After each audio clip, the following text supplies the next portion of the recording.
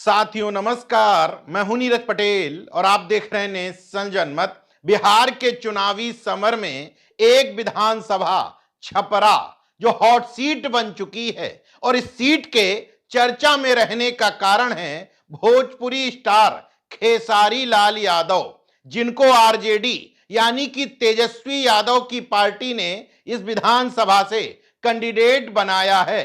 ऐसा नहीं है कि भोजपुरी फिल्मी दुनिया या बॉलीवुड से पहली बार कोई अभिनेता या अभिनेत्री चुनावी समर में उतरा है, लेकिन खेसारी लाल यादव की आलोचना क्यों? दरअसल खेसारी लाल यादव बहती गंगा यानी कि सत्ता की तरफ ना जाकर के महंगाई, बेरोजगारी, हिंदू मुस्लिम जैसे गंभीर सवाल उठा रहे हैं। धर्म के नाम पे वोट मांगते हैं, जो धर्म के नाम पे लोगों को भड़काते हैं, मैं उनका विरोधी हूं। मैंने बोला कि भाई मंदिर जरूरी है, बट कॉलेज भी तो जरूरी है, शिक्षा भी तो जरूरी है, अस्पताल भी तो जरूरी है, लोगों के रोजी रोजगार भी तो जरूरी है। आप सिर्फ मंदिर मस्जिद बनाकर लोगों को कितना रोजगार दोगे आप? भाई बात करनी है तो रोजगार पे बात करो, हिंदू मुसलमान पे नहीं। यानी कि सत्ता के विरोध में खड़े हैं, इसलिए सत्ता पोषित सोशल मीडिया ट्रोलर्स से लेकर के बीजेपी के नेता, बिहार के डिप्टी सीएम सम्राट चौधरी से लेकर के भोजपुरिया सांसद रवि किशन शुक्ला, दिनेश लाल यादव निरहुआ और पवन सिंह जैसे लोगों को तकलीफ हो गई। सम्राट चौधरी ने जहां नचनिया तक कह दिया, वहीं रवि किशन शुक्ला को तकलीफ हो गई कि उनके सदन में पहुंचते ही भोजपुरी जगत का हाल क्या हो गया। तो कोई उम्मीदवार नहीं बचा, और नाचने वाले को ही भेज दिया आपके यहाँ, और नाचने वाले को ही भेज दिया आपके यहाँ। बहरहाल इन लोगों ने बयान देते हुए ये सोचा भी नहीं होगा कि खेसारी लाल यादव इतनी तीव्रता के साथ पलटवार करेंगे, और पलटवार ही नहीं बल्कि इस एजेंडे की उन्होंने धज्जियां उड़ा करके रख दी। उसमें का आसाराम बापू के चेला हैं मनोज भैया, कि रवि भैया प्रेमानंद जी हैं, पवन भैया धीरेन्द्र शास्त्री बाबा हैं।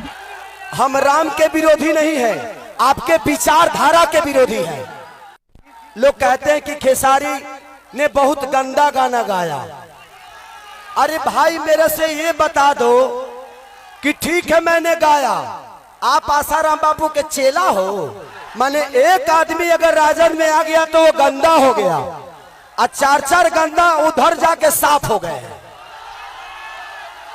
वो दिन भर गंगा जल में डुबकी मारते हैं। मेरे गाने के वजह से शिक्षा का व्यवस्था खराब हुआ है, मेरे गाने के वजह से रोजगारी बेरोजगारी में बदली है, मेरे गाने के वजह से अस्पताल नहीं बन रहा है, मेरे गाने की वजह से लोग अपने गांव को छोड़ के प्रदेश जा रहे हैं। तो फिर इसमें गाना कहां गया भाई? अब इन बयानों ने भारतीय जनता पार्टी को बुरी तरीके से फंसा दिया है, क्योंकि ये बयान ना उगलते बन रहा है ना निगलते। खेसारी लाल यादव को ये लोग नौसिखिया समझ रहे थे, लेकिन खेसारी लाल न सिर्फ मंचों पर, इंटरव्यू में, बल्कि सोशल मीडिया पर इनके एजेंडे की बुरी तरीके से धज्जियां उड़ा रहे हैं। और तो और इन लोगों की तुलना रेपिस्ट आसाराम से, धीरेन्द्र शास्त्री से और तमाम उन कथावाचकों से कर रहे हैं जो सुबह से शाम तक भारतीय जनता पार्टी के अघोषित प्रवक्ता की तरह हिंदू राष्ट्र का एजेंडा लिए घूमते हैं। हालांकि बीजेपी सांसद रवि किशन शुक्ला और पूर्व सांसद दिनेश लाल यादव निरहुआ पूरी कोशिश कर रहे हैं, जो आजमाइश लगा रहे हैं कि छपरा सीट पर किसी भी तरीके से खेसारी लाल यादव ना जीत पाए। हालांकि मुख्यमंत्री योगी आदित्यनाथ अक्सर मंचों पर रवि किशन की मौज लेते देखे जाते हैं, लेकिन इस बार जनता ही मौज लेने लग गई। तो आपने सुना होगा ना, और उस पे आदित्यनाथ योगी जी हंस रहे हैं, क्योंकि उनको भी लग रहा है कि ये जोकराई चल रहा है।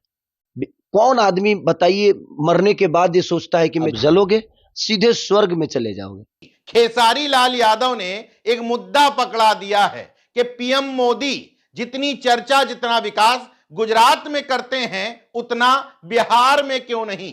जब यही सवाल रवि किशन से पूछा गया तो बीजेपी का सेट फॉर्मूला है, छठी मैया की जय, हर हर महादेव। गुजरात गुजरात चमका दिए, बिहार क्यों नहीं चमका रहे हैं, क्यों नहीं फंड दे रहे हैं? ये सारी अब माई छठ के रूप में है, हम पूरा सेवा में आयल है। कुछ बोला काहे हम तनी खूब बोलीला, पूरा देश में आग लग जाला। हम आज शांत महादेव हम के रखें तो बहुत बढ़िया बा, लेकिन 14 नवंबर कुल मिलाकर के खेसारी लाल यादव को नचनिया कह करके बीजेपी अपने ही बड़बोले नेताओं के जाल में उलझ करके रह गई है, क्योंकि खेसारी लाल यादव का एक और बयान चर्चा में है जो रवि किशन को लेकर के है, क्योंकि रवि किशन ने गाना गाया था तो लहंगा उठा दे रिमोट से, तो खेसारी लाल यादव ने भैया कहते हुए कहा रवि किशन भैया ने लहंगा रिमोट से उठाया तो हमने भी लहंगे में मीटर लगाया। मुझे लगा कि भैया हैं कुछ ठीक कर रहे होंगे तो मैंने इनके काम को ही आगे बढ़ाया, मैंने अलग से कुछ नहीं कहा। बहरहाल छपरा सीट पर कौन जीतेगा कौन नहीं ये मैं नहीं कह सकता, लेकिन खेसारी लाल यादव को नौसिखिया समझने की जो भूल कर बैठे थे, खेसारी लाल यादव मंचों पर अपने भाषणों से, अपने बयानों से, अपने इंटरव्यू से, सोशल मीडिया पर सक्रियता से और जनता की नब्ज पकड़ करके जो भाषण दे रहे हैं, उन्होंने बीजेपी के इन तमाम धुरंधरों को धूल चटा दी है। कुल मिलाकर के भारतीय जनता पार्टी के इन बड़बोले नेताओं ने ये बयान दे करके अपनी ही कब्र खोद ली है। बाकी देखते रहिए नेशन जनमत, जागरूक और सजग बने रहिए। जय विज्ञान, जय संविधान, जय लोकतंत्र। धन्यवाद।